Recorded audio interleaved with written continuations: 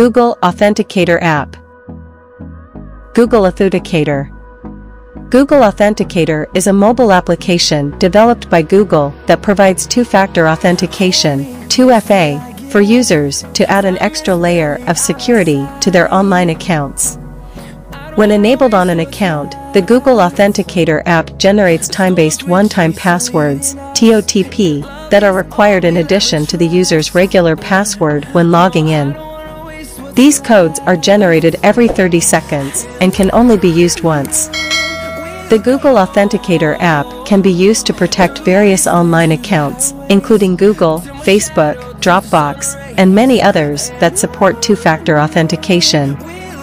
It is available for free on both the App Store for iOS devices and the Google Play Store for Android devices. To use Google Authenticator, users must first enable two-factor authentication on their accounts, then follow the setup process for each account they want to protect with the app. This is today's video. Do you like my video? Please click on like button and please subscribe my YouTube channel. Thank you for watching.